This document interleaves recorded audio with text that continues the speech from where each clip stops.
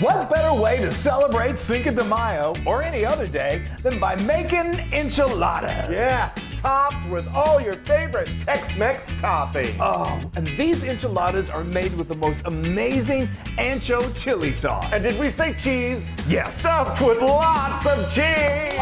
Lots of cheese! Yay! I'm Chris. And I'm Wesley. My numero uno amigo Loon. Oh, that's sweet. I better be. You are. You are in there. I'm telling you, it's the most wonderful time of the year because it's about to be Cinco de Mayo. And that's just an excuse for, I think, Americans to go have margaritas and Tex-Mex. Yeah. And so it gives me a reason to cook some of my favorite food in the world. Awesome. So today we are doing, like we said, enchiladas. So we're gonna start off with this ancho sauce, but I'm gonna get a little bit of oil going in a fairly small skillet right here that's at least the size of my tortillas. More on that in a moment. Yes. Let's talk about this. Look at that Gorgeous. ancho sauce. It's so deep in flavor, and it just has that classic enchilada sauce flavor. So let's talk about how we did it. I went to my favorite Hispanic market, although nowadays you can find ancho chilies so many. I found them in the supermarket in New Jersey. Totally. So you can find them, or you can order them online. They're dried poblano peppers, and they don't carry much heat at all. They're very mild, which makes a really nice sauce. But they're dried, so you want to cut the stems off, and then you're going to, they're full of like a pod of seeds, so get that out of there and try to get as many of the seeds out of there. You can rip them open you want. Don't worry if you don't get every seed because you're going to be straining this sauce in a little bit. And so then what we're going to do is we're going to, in a nice large skillet over medium-high heat, we're going to put those 12 dried ancho chilies, and then we're going to do 1 quartered whole onion, and then 3 cloves that I've cut in half, and we're going to just stir those around for about 10 minutes, and the onions are going to get nice and charred. Talk about a nice potpourri. Oh, I tell you, it's my favorite. I would light a candle that was that smell, because those chilies start to release their aromas, and it's so good. Okay, so then meanwhile, we're over in another pot. We're going to have a pot of boiling water, and we have 5 medium-sized tomatoes, or Roma tomatoes work well, and you just drop those. We're going to give them a quick trip in the hot tub for only about 30 seconds, and then we use a slotted spoon to then cool them off quickly into an ice bath. We don't want them to keep cooking. What that does is it just makes it real easy for me to lift them out and then peel that skin off.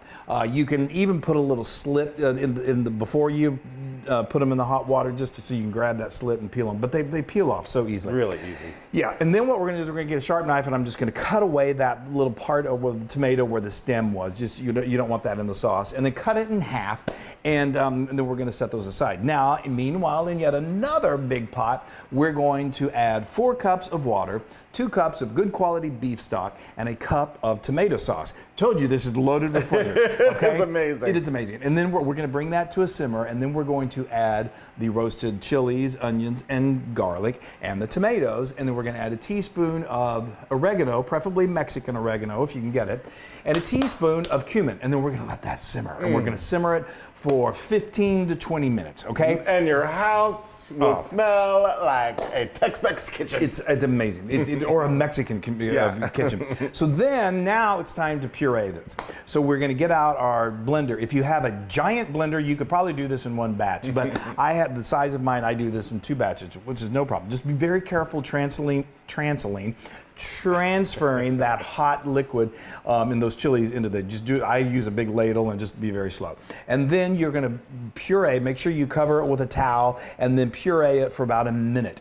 And then you're going to transfer that into a fine mesh colander or sieve over a heat-proof bowl. And it's really important to do that. If you're going to do this in 2 batches, then you puree again and then add that into the colander. And then use a wooden spatula to help push that liquid through. It's a really important step. I've skipped it before thinking, is it necessary? There's skin on those peppers that stay in that sauce, and it makes the sauce really kind of gritty. I noticed when you didn't do that. You noticed, that's for sure. Boy, it was not Loon approved, they'll say that. So anyway, that's a really important step. And then we transfer transfer that back to a skillet. And I know we use a lot of skillets and bowls in here. You're just going to have to do It's it. a big cleanup. It's but if you got a Loon, it makes it easy. Does it? Okay. Then we put that over the stove for about like medium heat. Let it simmer for 15 minutes. You're going to want to salt it. We add anywhere from 2 to 3 teaspoons. Now, this makes a good amount of sauce. You can easily cut the recipe in half, but I make this the full amount because we use it all the time. Yeah. We use it not just on these enchiladas, but it's great for in quesadillas. We make breakfast tacos and breakfast enchiladas with them. So save it. It could really use the salt. So we do 2 teaspoons and then taste it. We usually end up adding an extra 3 teaspoons. And then that's what you've got. Isn't that just beautiful? And then so now we're ready to make the enchiladas. Okay, so I'm ready. I am ready too. I am so excited. So I have got, like I said, I've got my oil here nice and hot. We need to soften up these tortillas. I went to my favorite little Hispanic market and they have homemade corn tortillas. These things are thick. They're a little more sturdy and they hold up really well, but just store-bought will work well. Just they can be a little flimsy, so be careful with them. And actually, before you do that, I'm going to take a little bit of this sauce and put it on the bottom of my casserole Okay, dish. we're working together. Yeah. So we're using a 9x13 casserole dish, and he's just putting a thin layer Just a little of the bit, sauce. yeah. And if it's cold, I gently heat it up. We're going to be passing these tortillas through here, so don't get it so hot that you can't handle it. Ooh. I don't want you to not be able to handle it. Okay, so now this is quick. I'm going to add this to this hot oil, and you only want to let it go in there for about 3 minutes. I probably could. It's so hard to do on this contraption here. There you go. But that's good. It softens it up, and you're going to want to let it go anywhere from 3 to 5, 6 seconds, and then I'm going to put them over here on a plate that I've got lined with paper towels just to get rid of that excess oil. Fabulous. And see now they're nice and pliable and they're going to be easy to drop it right into my sauce. Okay, now we're going to coat it with that beautiful, beautiful Ancho sauce.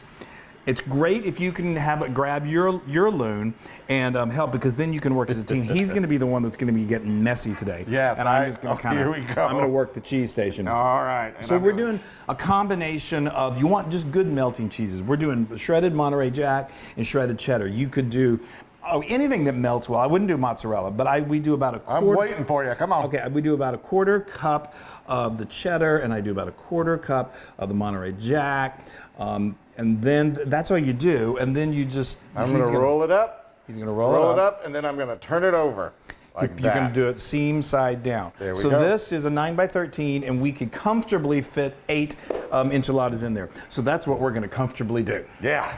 Oh, look at that, beautiful. Voila. So, voila. So I don't think that's No, that's not Spanish. But anyway, so we the other day we made these, and because we make them all the time, and we stuffed them really big, and we had room for 4. But today, I guess we weren't stuffing quite as much. So which is very unlike I us. know and to that point, I said normally I do about a 1/4 cup of each type of cheese in each enchilada. So if you're doing 8 enchiladas, that would be 2 cups of the Monterey Jack. I always have extra cheese because we do overstuff and we do get extra cheesy, and I hate getting to that last enchilada and not having cheese. And then it's the same here, but now we're going to top it with this cheddar cheese. Yes. And again, we go right down the middle there. Yeah, I like to do it down the middle. Let the ends just kind of hang out. Getting crispy maybe a little bit. Yeah. And so now we're going to add over here. And then Wesley's got the onion ready to go. So these are in Texas and just traditional Tex-Mex enchiladas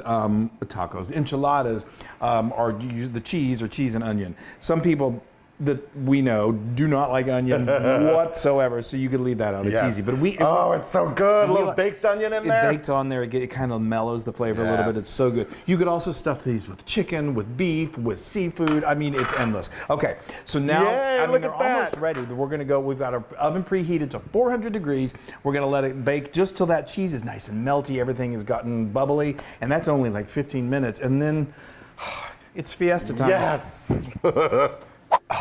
I'm so ready for this. It's enchilada time. There's nothing much better. Oh, wow. It's beautiful. Oh. Isn't that gorgeous? Yay. Look at that. Isn't that just beautiful?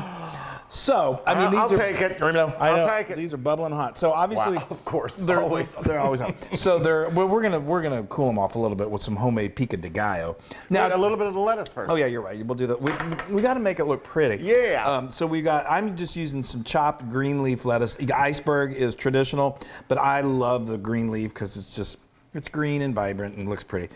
And normally we would have a big old pot of Chris's Mexican rice and refried beans. Yes. I mean, I love to serve this to guests and family, and you're absolutely right. And this complements them, and vice versa. Vice versa, I'm sure. Yeah, and then, maybe throwing. Hey, look at that. That's so gorgeous. Look at that. Now these are Gorge. these are filled with cheese, and cheese melts a little bit, so they get a little flatter. If you stuff them with all kinds of like proteins and things, you're not going to have that. Now this part of getting them out of the dish and onto the Loon's plate, it requires skill. It's okay. We go to our favorite Tex-Mex restaurant. It's iconic in Fort Worth, called Joe T. Joe Garcia's, T's. and I don't know how I've been going there since I was like 2 years old, and they are amazing at how they do this. So I've been I practicing. think you got it, Chris. I don't think I do. I think you do. I don't think I Look do. at that. Come on, slide it right under there. There you go. Yeah. There you go. Woohoo. Okay. Well, it doesn't really I got matter. this over here. Okay. Now let's. Let's they're get good the and cheese. Yeah. There we go. And the thing is that no matter how you do it, even the those are gorgeous. even the pros have an issue with it. I've seen That's before. gorgeous. Oh, that's a good one. I know. That's the way I wanted to do it. There you Okay. go. Okay, yours looks good. Okay, so now, and of course you can have all the fixins. We've got some homemade salsa. That's Yes, great. I Wesley gotta loves throw to a put a little little bit on. sour cream Oh, in there. yes, I love my sour cream. Oh, my goodness. Here, a little sour cream. I love a little salsa. A little dollop will do ya. I mean, There we go. We are ready to celebrate Cinco de Mayo like a couple of hungry Americans. I'll tell you, this ancho chili sauce is just. It's really good. Yeah, it is amazing. Well, let's taste it Hold first. on, I'm gonna frost my enchilada with my sour cream. and Sometimes salsa. we do it with guacamole, and that's good too. Oh my gosh, I can already. Yeah, there's a lot of cheese. Yeah, Oh, there we we go. Look at that. that's what y'all. you call a cheese pull. That I'm still is- got a cheese pull here. Hold on, I'm gonna I have to gotta go bite in. into my cheese pull. I had worse things I had to do.